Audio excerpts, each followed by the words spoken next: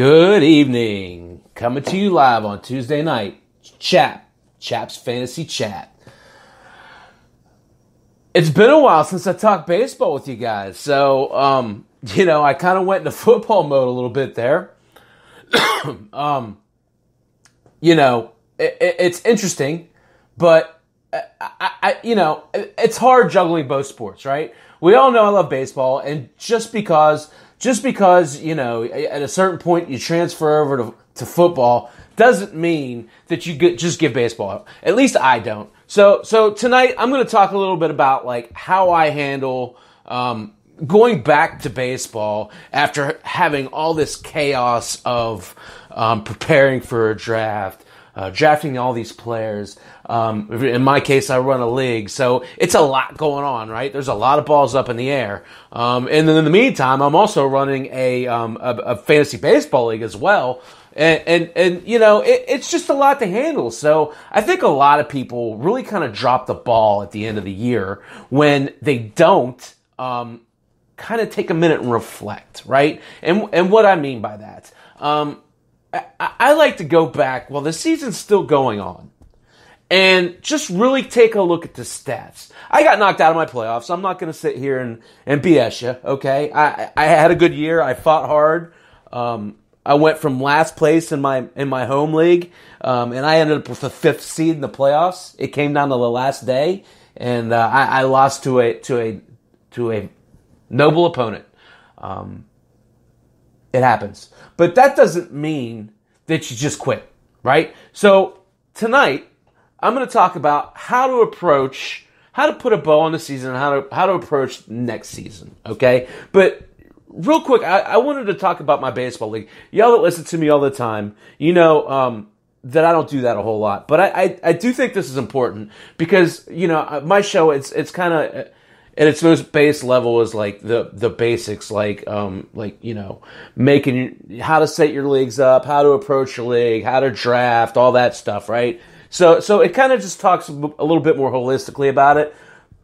In my home league, I set it up purposefully so that it's a 12-team league. I make it so that 8 teams make the playoffs, so 2/3 of the teams make the playoffs. So I do that. Let me take a step back. For the regular season, I award 50% of the pot to the champion and the runner-up.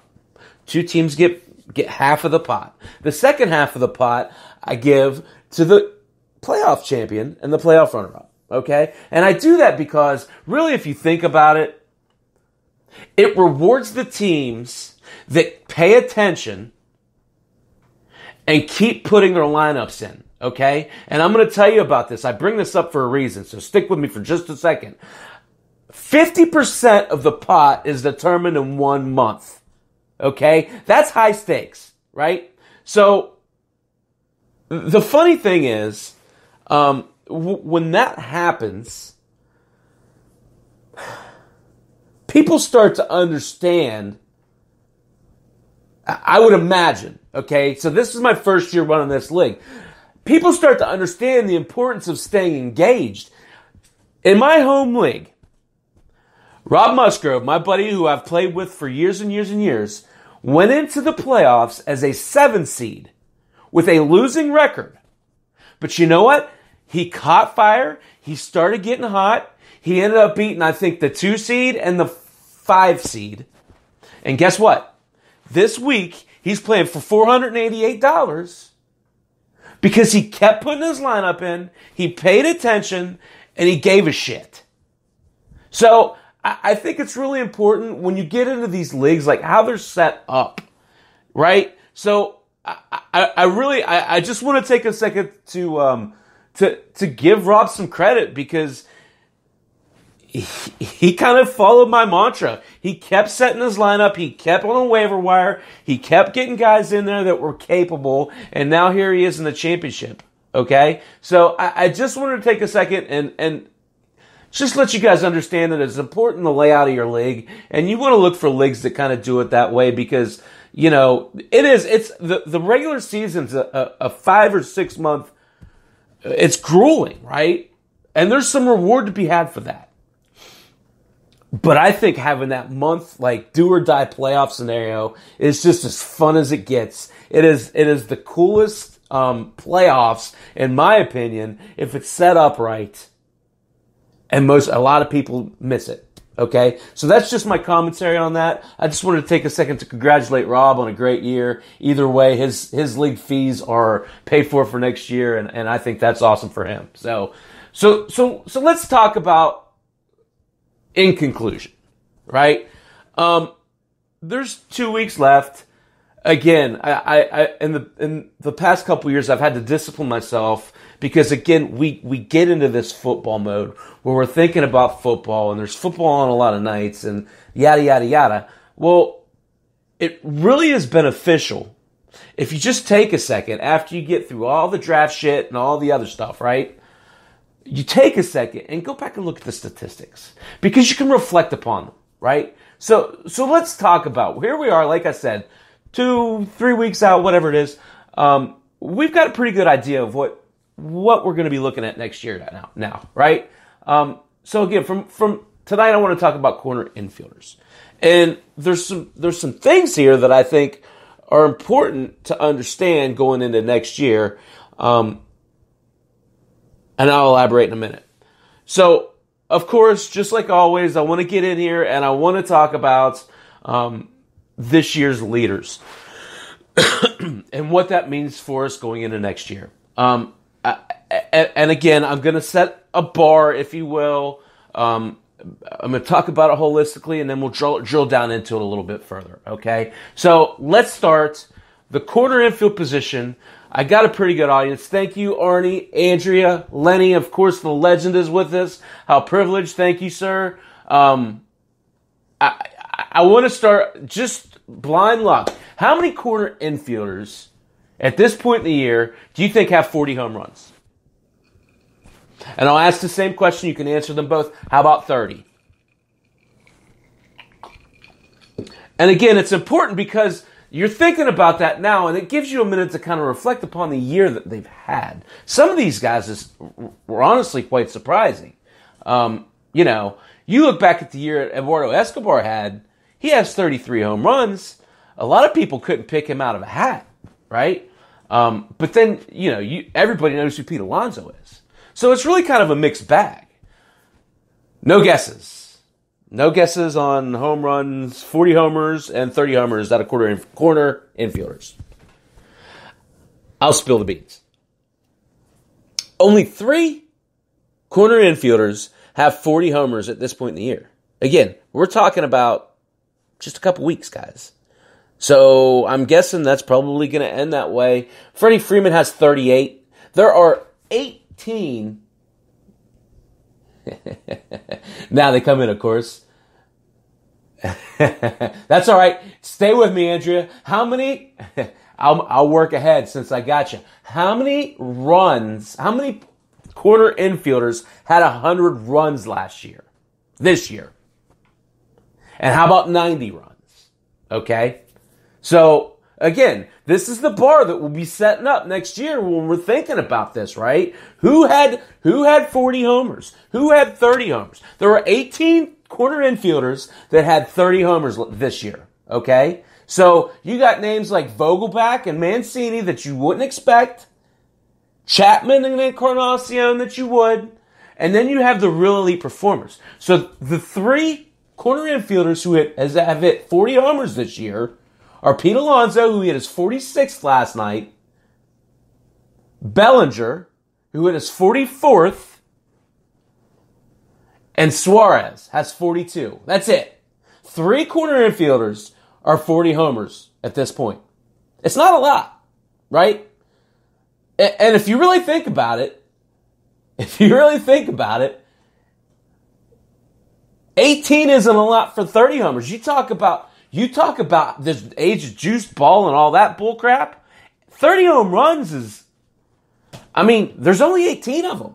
Now, I'm sure that's a number. There'll be more that come on. Okay, I don't have that in front of me. But it's still significant when you're talking about it.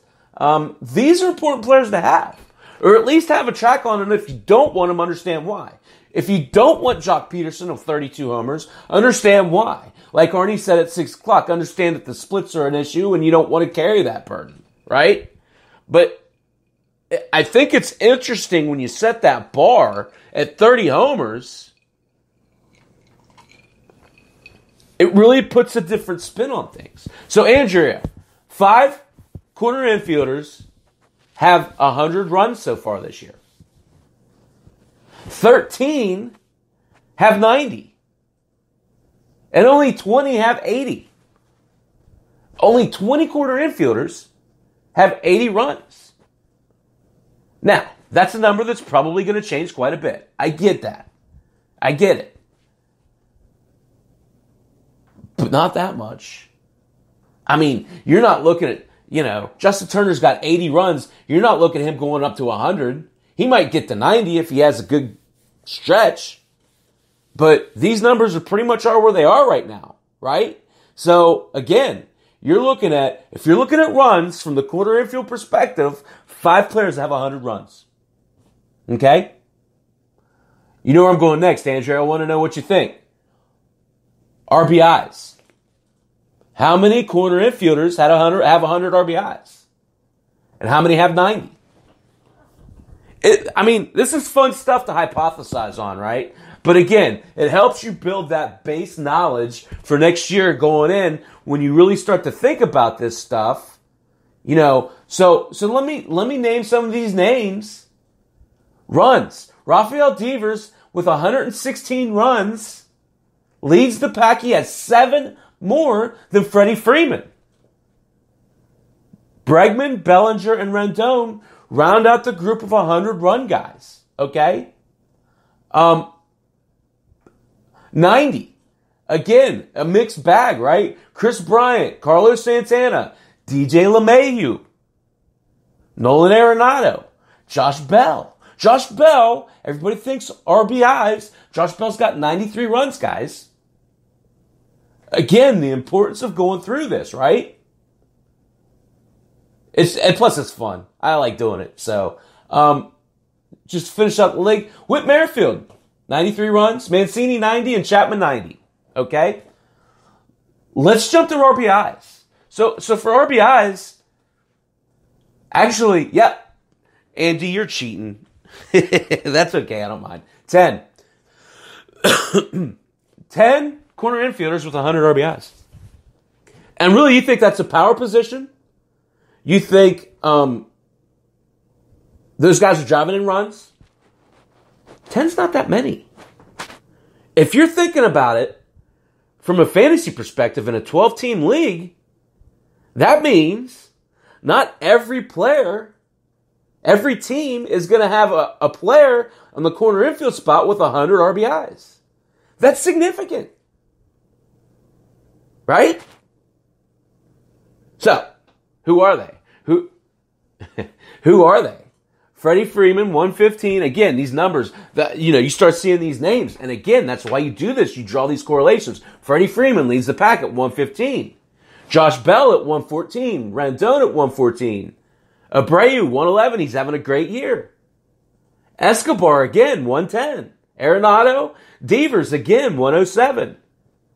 Think about that. Think about that. We'll get into that in a minute. Pete Alonso, again, 107. Bellinger, again. Bregman.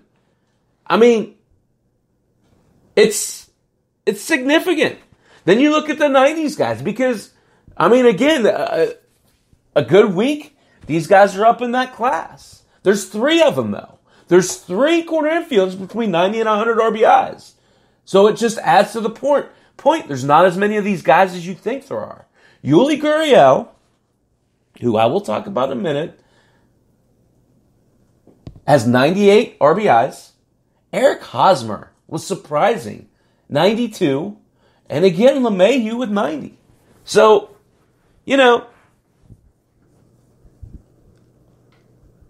it doesn't draw conclusions. It's the only real thing it is. It's a good measuring stick. It shows that what they can do. Like I always say, everything else is just prognostication. These are the facts. Okay? So when we're looking forward to next year, these numbers will be important. Doesn't mean they'll replicate. It just means that it's a good data point, and you could say with a fair amount of confidence that they can replicate it. Okay? So again, 2 more real quick, and then we'll jump into what I want to talk about. Because I got some players looking forward to next year that I want to share with you guys. How about stolen bases? 12 Andy, looking forward, average. How many corner infielders? Don't look either. Don't cheat. How many corner infielders are hitting over 300? How many are hitting over 310? Stolen bases. The great Jose Ramirez, where he saved a season, was with these 24 stolen bases. He leads the group by 6 stolen bases, which is significant. Again, it's interesting because this isn't a speed position, but if you look at that, so from 24 to 18, Merrifield's second, Will Myers is third. How many of these guys are usable? Will Myers is third. Nick Senzel, fourth. Santana, fifth. Goodrum, sixth. With 12. Okay? All pretty usable, right? Javi Baez has 11. Dylan Moore has 11. Edmund has 11. Kingery has 11. Bellinger and Braun has 10. So, right, I mean, speculatively, Andrea, I mean, it just, I guess my point is, you look at these names, they're not necessarily household names, especially when you get to the bottom half of that list. Dylan Moore, Tommy Edman. Those are guys that you're going to pick up at the end of the year. You're not going to draft them at the beginning of the year. I don't think. Maybe you can make an argument for 1 or 2 of those guys. I don't think, Anyway, 12 guys with double-digit stolen bases at the corner spot. That's it.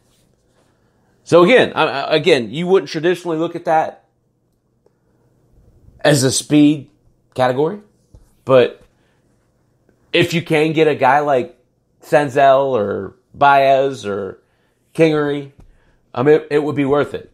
I guess I didn't say it very well. Let me say it like this. There's a lot of one-category guys on this list. Is that a fair assessment? You're picking these guys up just for stolen bases. Whereas if you pick up a player in another position, they might bring homers and RBIs and some other assets. These are just stolen base guys. For the most part. Okay? So let's talk about average. 2 corners over 300. No. 12 corners over 300. So here's where we're at. Okay? And again, this comes down to league format and all that crap. I don't want to get into it. That's not really my thing. But Anthony Rendon leads the pack at 335.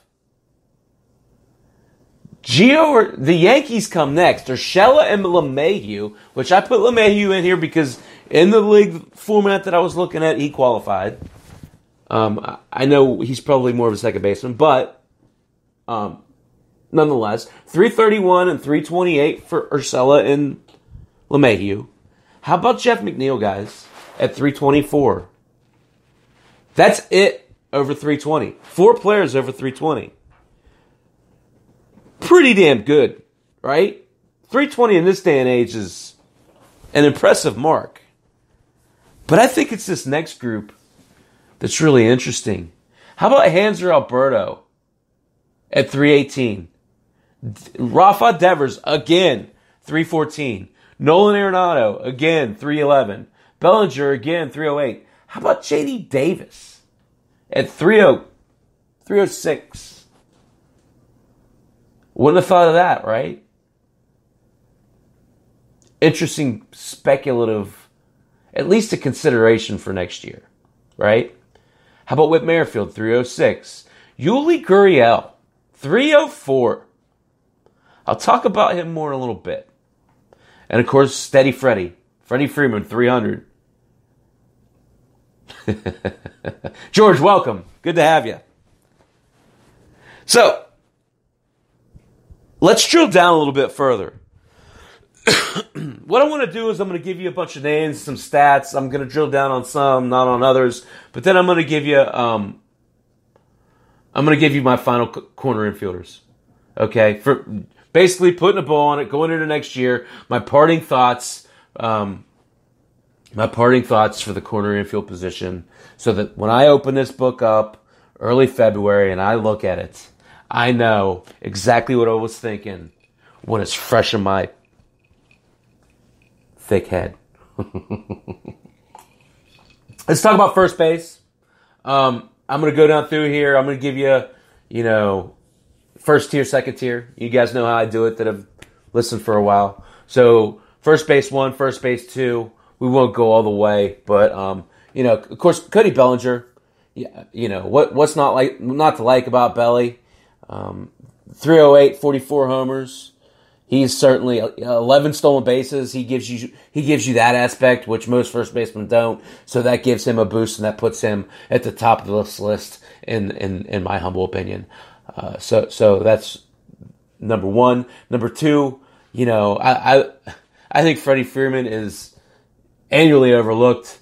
He is just a constant force. 338 homers, 109 and 115 RBIs. So he's number 2. How about Pete Alonso? Most likely the rookie of the year. He's at 46 homers now. Clearly, he is someone who will be taken highly next year. Josh Bell, I think, is someone who we might forget a little bit about going into next year, right? You think about what Bell did at the beginning of the year. If the Pirates can put a little bit more something around him, maybe a Brian Haynes, maybe bring in another, I don't know. But Bell certainly looks the part of the cleanup hitter in that offense. 280 with 36 homers. In reflection, in all honesty, Lenny, I see you're on here. You said to sell him much earlier in the season, and your timing was impeccable. So I just wanted to take a second and give credit to the legend. He's the legend for a reason. Josh Bell has not had the second half that a lot of us had hoped for, but I do think there's something there to build upon. 36 homers is nothing to sneeze at. He leads the majors in RBIs, I believe. He leads corner infielders, I know that. So Matt Olson, another guy I'll talk about in a little bit. 267, 28 homers. Goldschmidt, Muncy, Rizzo, Santana, Abreu, Gurriel, and Encarnacion. So that's my first baseman, first tier. And it's tough with some of these guys because you start to try and balance talent versus projection, skill versus what could be, right? These 12 guys, I think, are clearly in a group of them by themselves. When you talk about this second group, I have 9 here on my list. There's just not that same level of certainty that you get with these guys. So that's my first baseman 1. My backup guys, some other guys I'll consider when moving into next year. LeMahieu, he certainly had a great year. 329. I have him as the first of this group for a reason. Okay? I think that he could slide in and be interchangeable with a lot of these guys in this first tier. My 2, Joey Gallo. Here's a guy who, if you'll remember, was in the MVP conversation. And I'll get to that in a little bit when he hurt his oblique. I can't remember. I'll get to it in a minute. But Joey Gallo is a guy who, looking forward to next year, I think is notable. Trey Mancini, Reese Hoskins, Hunter Dozier, I think is interesting. 289, 25 homers, 78 RBIs. I look for continued improvement out of him.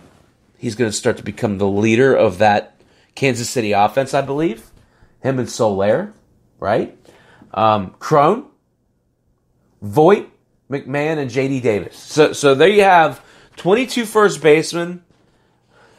Handmade bone, thank you. I have it written. I was going to get to it when I scroll down here.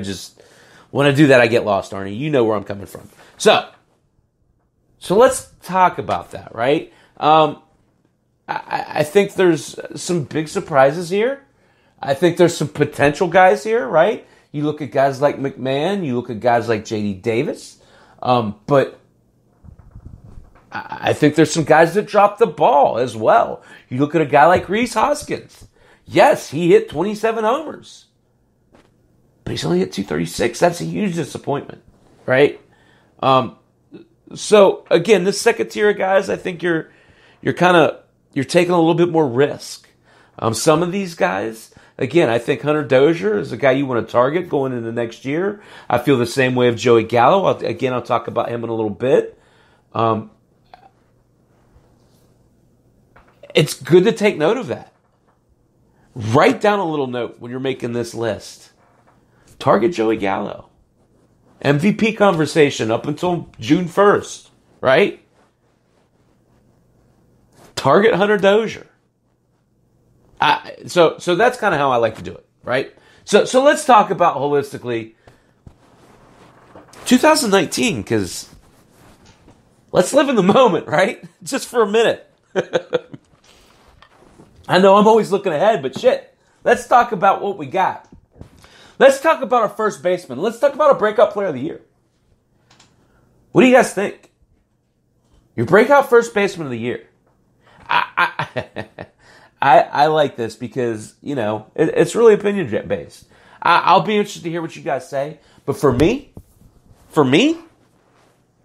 I pick Yuli Gurriel. Pause for dramatic effect. I pick Yuli Gurriel because I just thought, as I'm doing this research and I'm drilling down on this, the more I researched his numbers, the more they stuck out. And yes, I'm talking about a 35-year-old as a breakout player. Let me back that up, okay? Yes, he's an old man. Coming into this year, everybody thought, well, this guy's past his prime. This guy's kind of washed up. 35 years old, seen his best days. Get this, guys. This is awesome. This is Yuli Gurriel's best year stateside. It's his fourth year in the majors. And these are all career bests. 304 average, 27 home runs, 78 RBI or runs, and 98 RBIs. He's having a career year as a 35-year-old. I went a step further because you guys know that's what I do, right? I went and looked at his Cuban stats, right? His Cuban stats, he only needs 3 home runs to surpass his career high set back in 2009 and 10 as a 25-year-old for homers. He only needs 12 more runs to surpass that same high from the same year. And 7 more RBIs. You guessed it, from back in 29 and 2010 as a 25-year-old. Guys, Yuli's partying like it's 2009. Okay? Breakout first baseman of the year, Yuli Gurriel. That's my vote.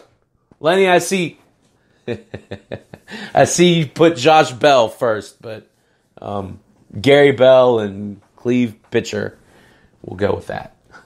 So, again, that's my opinion. I really was enthralled by by those stats once I started drilling down into him on Baseball Reference. I knew he was having his best year here, but I guess I just didn't realize perspective-wise how good it was. Okay? How about who do you guys think is a comeback player of the year at the first base position? My vote, Matt Olson. Remember back in March, Oakland goes to Japan, and Olson breaks his wrist swinging a bat. Not breaks, but fractures, whatever you want to call it. Injures his wrists. That's a good call, Andrew. I like Carlos Santana. I like Abreu as well. He injures his wrist swinging his bat, okay? Olson is a power hitter. Wrists are intricate to a power hitter. So you're thinking, great, this dude's out for the year. You're not going to see him again, right? I know. You got to buy into it. I understand what you're saying, Andrew. Andrew is saying he's been good, but he was good last year. The point in the comeback, it's all interpretive, right? The comeback is he hurts his wrist in March. You're thinking, shit, he's done for the year. Didn't happen like that. That's my point. That's my point. He came back, I think June 1st is when he came back. I don't know why I didn't screenshot that, damn it. Anyway, I think it was June 1st. He came back. And you're thinking, okay, what's he going to be when he comes back? Power hitters typically, traditionally lose their power when they get hit in the wrist or they hurt the wrists. And then he's playing at Oakland Alameda Coliseum, which is quite large. You're thinking, what are you going to get, right? All this dude did was come back and hit 273, career high, by 20-some points, right? He has 29 homers, tied for a career high. Again, note, he missed 50 games, career high homers. You got to be in the games to hit homers. Impressive, right? 73 RBIs is 11 shy of his career high. And again, we're talking about he played 50 less games than a full season. That's why I'm saying he's a comeback player of the year. You went from, oh shit, I don't get Matt Olson, to career highs and all those numbers. Win-win, right? I know I bet the rules, but it's my show. I get to do that. All right, let's talk about, how about a 2020 breakout player of the year at the first base position? What do you guys think going into next year? Who would you prognosticate and say, oh, blank is going to be this year's breakout player?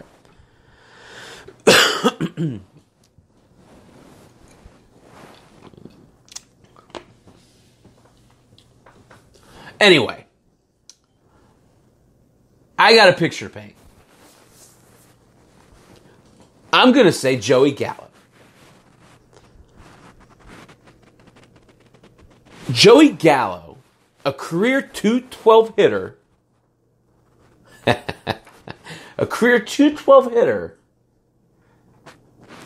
was hitting 276 back on June 1st.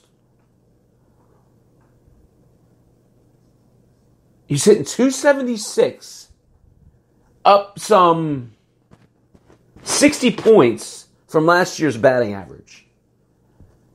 When he got injured, he had 17 homers, which was among the league leaders, and he was on pace for 56 for the year at that point. Okay? He was on pace for 133 runs and 137 RBIs. After that June 1st stint, he only played 20 more games, and he just wasn't himself. Guys, I'm here to tell you, take note of Joey Gallo. Joey Gallo was on the verge of his breakout season when he got injured. Next year, he'll be 27 next year. Okay? No, excuse me. He'll be 26 next year. This guy has 40 home run power, and if he hits around 276, he's going to be a top 5 corner infielder. Watch out for Gallo. Put a little star by him. Take a note on him. He's going to be, in my humble opinion, your 2020 breakout first baseman. Okay? Again, this guy's hit 40 homers twice now as a 26-year-old. He was headed that way this year before he got injured. Okay? So, there's my first base. Let's move on to third base. Then we're going to marry these suckers up, okay? We're going to talk about corner infielders at the end of the day. I got to speed up a little bit, but I got some great information I want to share with you. I'm going to take a second toast. Cheers. Here's the baseball. I hope you guys are enjoying the content. So, third baseman. This, to me, is a very interesting category. But this will make or break your season, right? If you don't have good third baseman, you're in trouble because there is a big separation between the haves and have-nots here, okay? So let's talk about our third baseman 1 moving into next year. Our prediction of third baseman 1 moving into next year, okay? So, of course, I still have Nolan Arenado as my first third baseman. Bregman at number 2, I really struggled with this because Rafa Devers, I think, is every bit as good as Alex Bregman. Those two are really interesting, and they're both young. When it came down to it, I gave Bregman the nod because he's shortstop eligible. And that's something you need to think about here, right? So I got Bregman 2, I got Devers 3, I got Rendon 4. It'll be interesting to see what happens with Anthony Rendon moving into next year if he gets, if he goes somewhere else or if he stays in Washington. This is an elite third baseman. So, Eugenio Suarez is an underrated player. I have him as my 5th third baseman. Again, 268 is serviceable. It is not hurting you. 42 home runs is elite. Okay? He is taking over for Joey Votto as the leader of the Reds offense. I look for that to continue as these Reds continue to bring up young talent. Chapman, Moncada, Bryant, Eduardo Escobar, I think, is an interesting case. I have him as my 9th first baseman going into next year. You look at his numbers, 270, 33 homers, 88 runs, and 110 RBIs. Throw into that, he's got 5 stolen bases, and you have yourself a real good asset that most people are going to sleep on. So when you're making this list, just take a little marker and make a star by Eduardo Escobar, and maybe make a note, sleeper player, because most people forget about how good he was this year. Rounding out the third baseman ones, Mike Moustakas, Josh Donaldson, and Manny Machado. Okay? Third base 2. Again, this is what's great about this, right? Because you look at this list, who's not on this list? Jose Ramirez? He was in the MVP talk just 2 years ago, and now he's out of your third base 1? Well, yeah, for me, he is, because you look at the 12 in front of him, there's very little risk with those guys. You don't know which Ramirez you're going to get. The Braves absolutely got their $23 million worth out of Josh Donaldson. That guy's having a great year. I mean, you want to talk about comeback player of the year at third base, there's no doubt, right? We'll talk about that in a bit. But, so our third base 2s, are really littered with some really intriguing names, in my opinion. Okay, so let's talk about them. Jose Ramirez is my first 3B2, right? I know that sounds weird, but you're following what I'm saying, right? George, Lenny, Andrea, Arnie, whoever's with me. Jose Ramirez, again, the 24 stolen bases. So what that tells me is here you're talking about a guy who made it fit. He kept working. He didn't lose the will to produce. And I think that's important. 24 stolen bases. I don't think he'll do that again, but I think you'll see more than 20 homers out of him next year. I think you'll see better than a 254 average. That's why when it comes down to it, if I've got one of these top 12, I wouldn't mind reaching up and getting Jose Ramirez, right? Because he's going to drop, especially like, in a dynasty league, he's still going to be there. But in a redraft league, he's going to drop, right? How about Vlad Guerrero? He's at third base too? Lenny, I take J-Ram because at least with, first off, the age, right? So I think J-Ram's, without looking, I think J-Ram's like 25, 26. Goldie's 31, something like that. So that right there tilts the scale. But again, I think the fact that the Ramirez stole 24 bases, was able to really manufacture things when he wasn't feeling it at the plate, gives me a little safer feeling about Ramirez. Goldie, you go through these long streaks where he doesn't do anything, and that's hard to swallow, right? At least with Ramirez, he's throwing in a stolen base every now and then. So that's why I'd take Ramirez personally. That's a good question, though. I think that those two are comparable, and they're both gonna take some considerable risk next year if you draft them. How about Vlad though? I mean, here's a kid. Yeah, we got to keep in mind he's one of the youngest players in the major leagues. 276, 15 homers, 47 runs, and 60 RBIs. Doesn't jump off the page, does it? But there's that understanding there that there's more there. I don't think, especially in redraft leagues next year, I don't think you're going to see Vlad going as high as he was this year.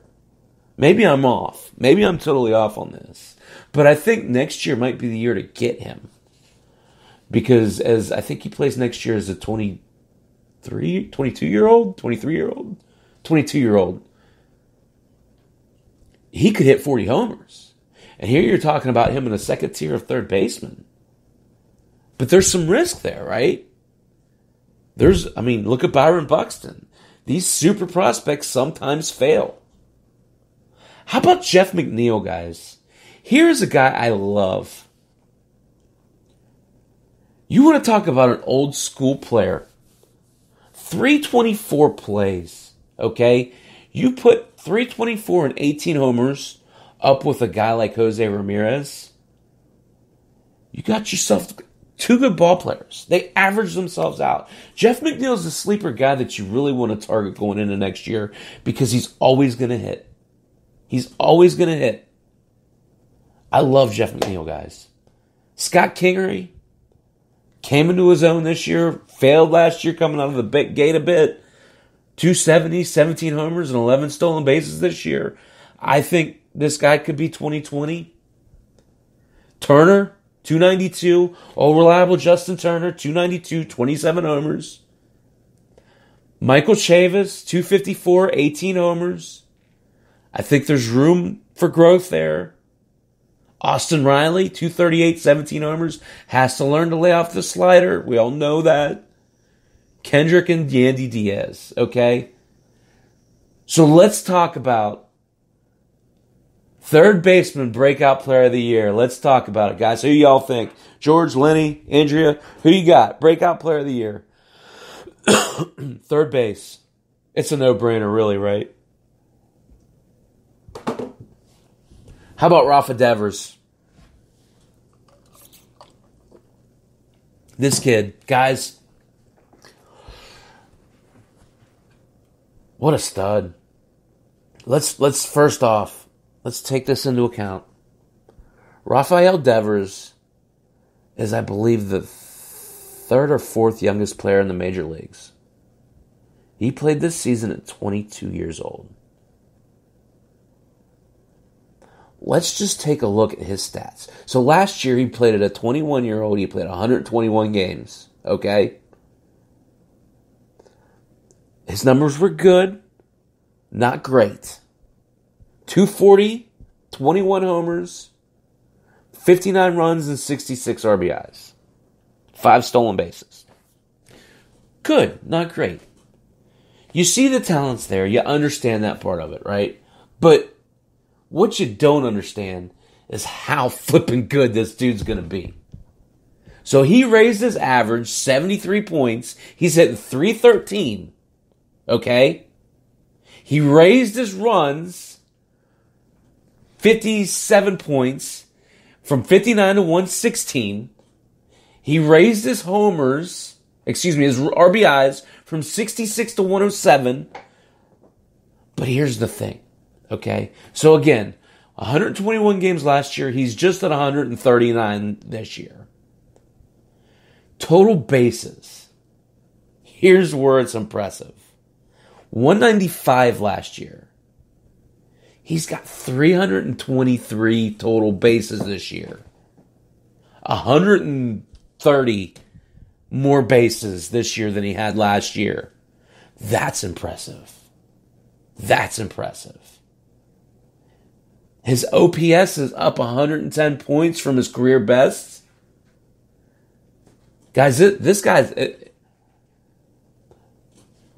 a target for next year. That's why you make this list, right, Lenny? You make this list so that when you pick it back up after all the hubbubaloo of football, you say, oh shit, Rafa Devers was a good baseball player, and you target him next year. You don't flip and talk about him, but you target him. Because this is the next superstar in Boston. Okay? They talk about JD Martinez and Mookie Betts and all that stuff, and that's fine. I get it, Andy. I get it why you don't want to lose those guys. This is the next superstar in Boston. 22 years old.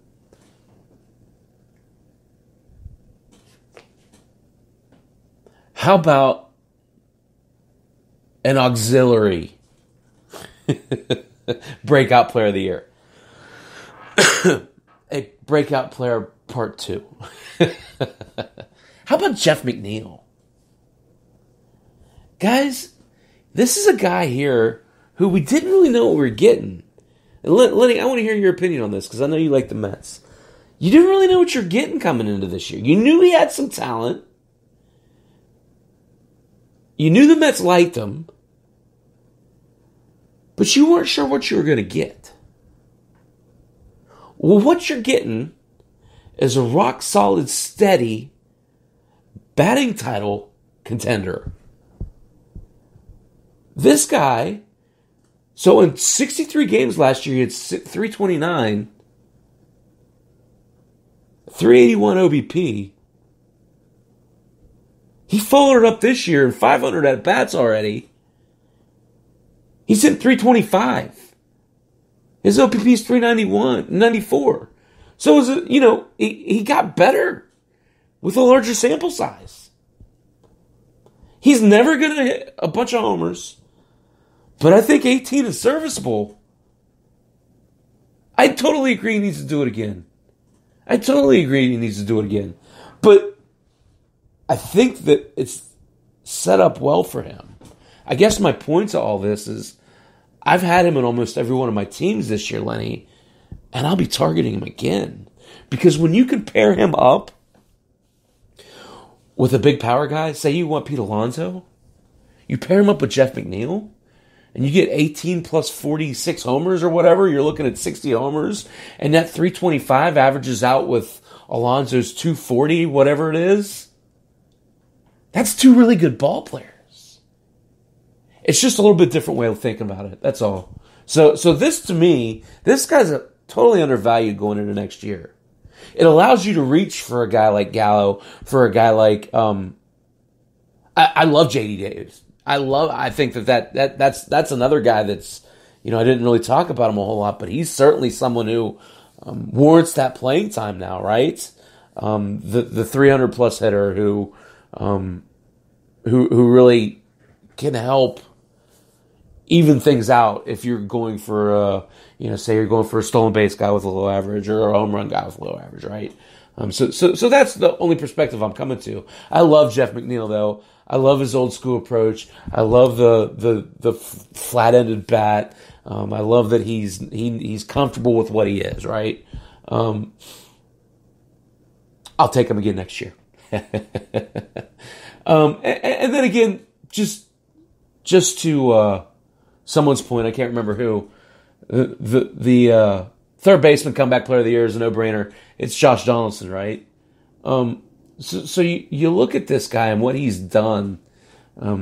He's really put the silencers, the doubters to sleep, right? Because at the ripe old age of 33 years old, all he's done is gone out and hit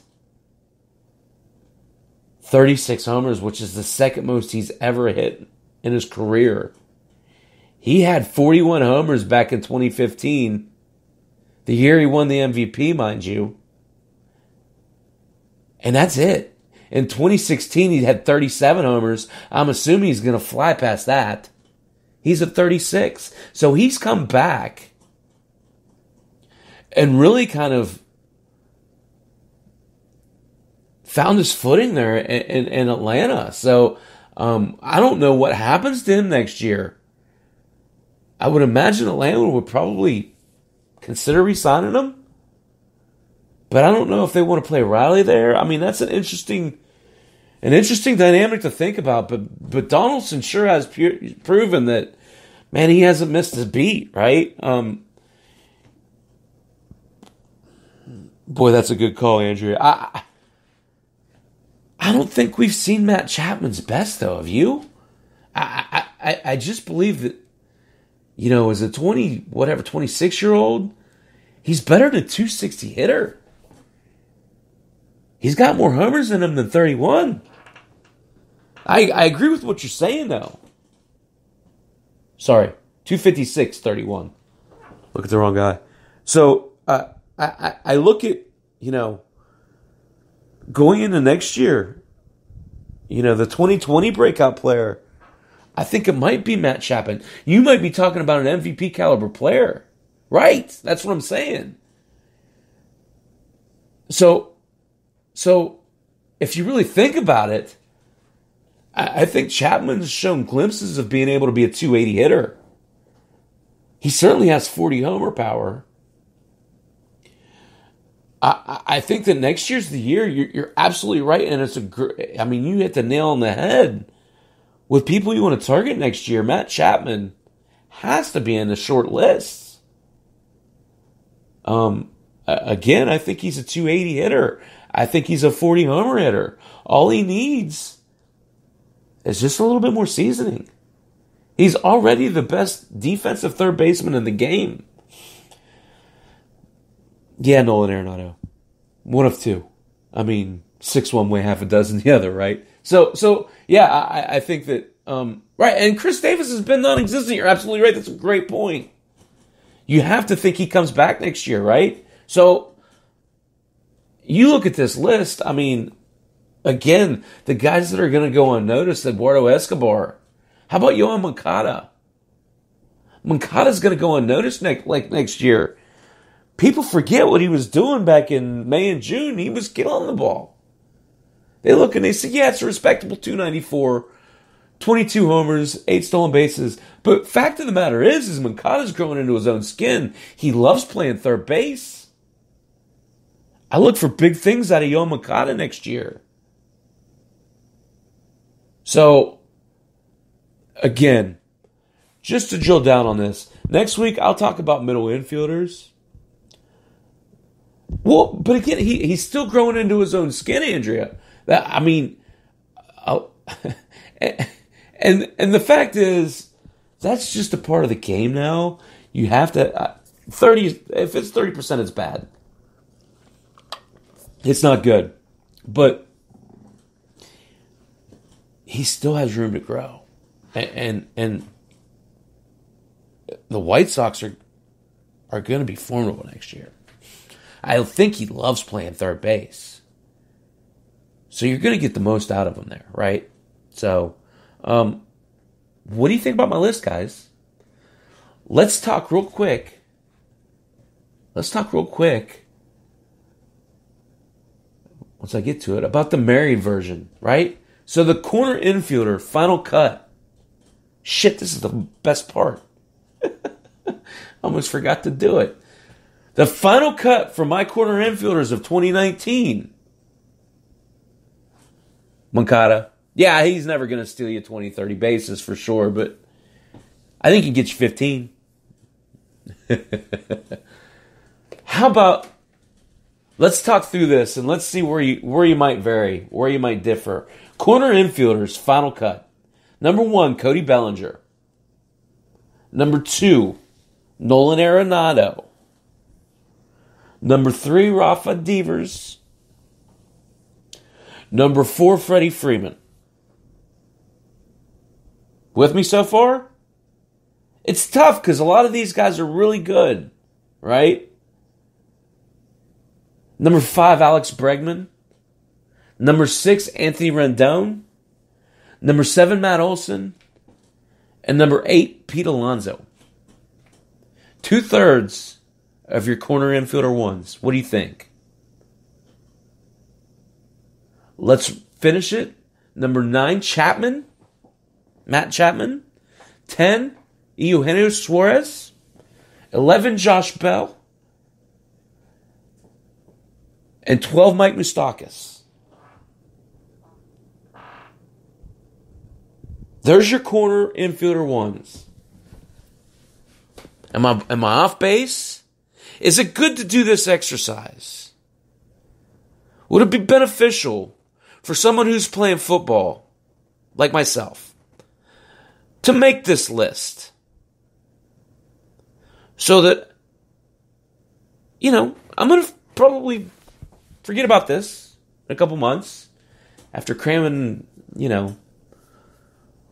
what Danny Amendola's stats are doing, the Arnie's point, at 6 o'clock. Yes, I think it is a good exercise too. Absolutely. So, let's talk about the just missed. Okay? 3 guys on this list who still carry. Yes, Suarez at 10. Who you put him in front of, though? I love Suarez, Doug. I love him.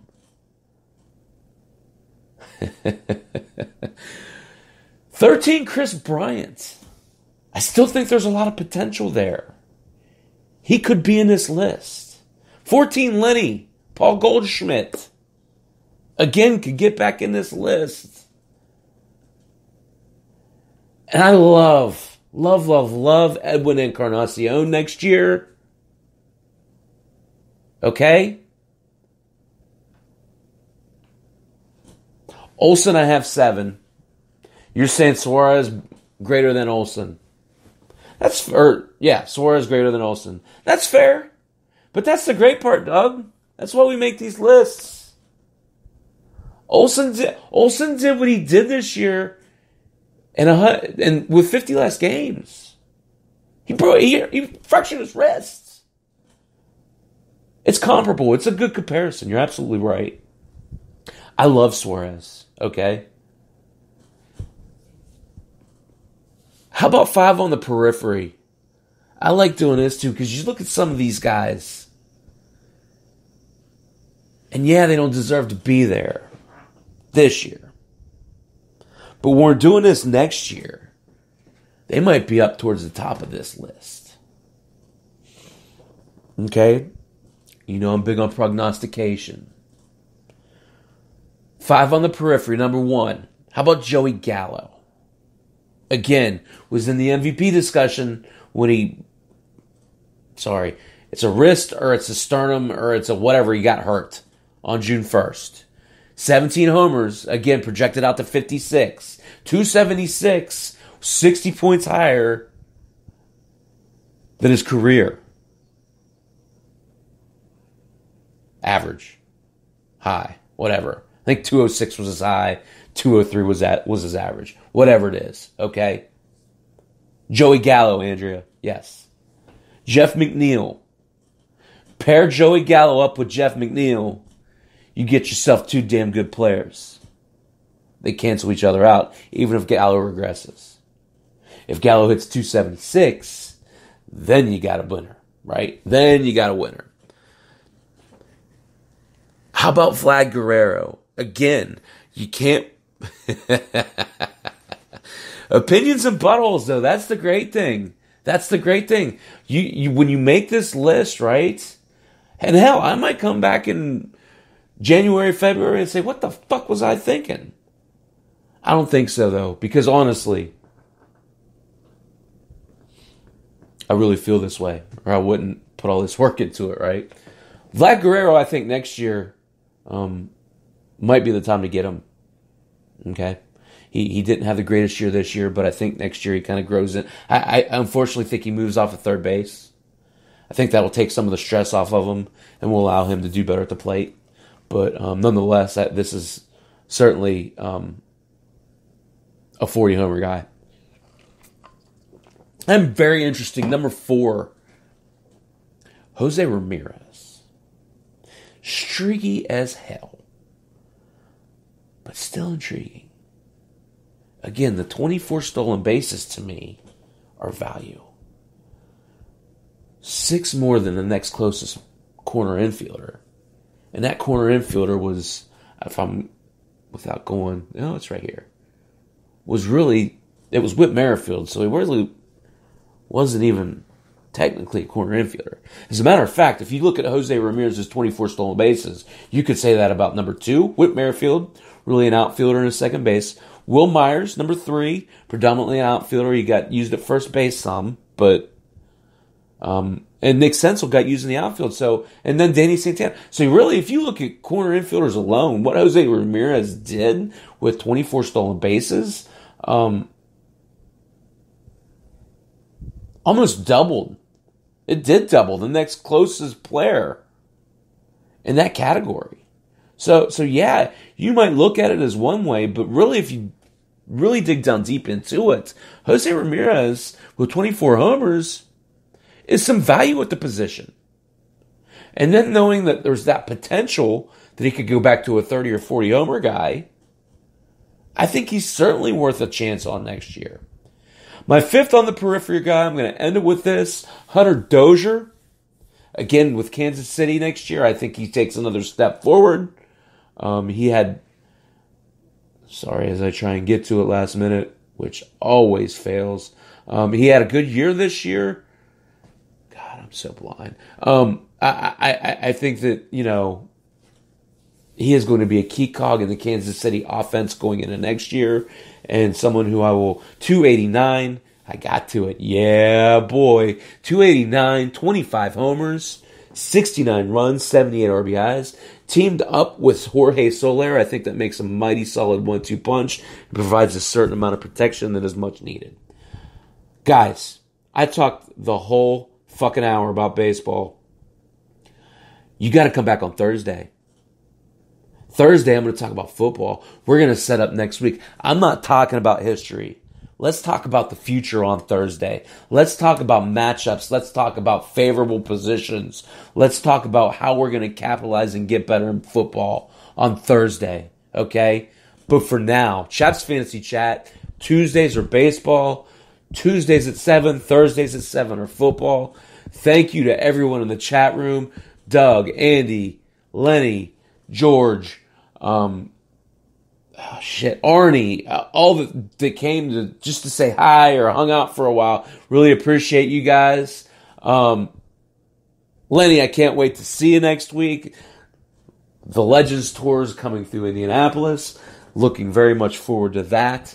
Until next time, please tune in on Thursday. I have some really good pregame information for you guys. Chaps Fantasy Chat on the Lenny Melnick Fantasy Sports Network. Good night.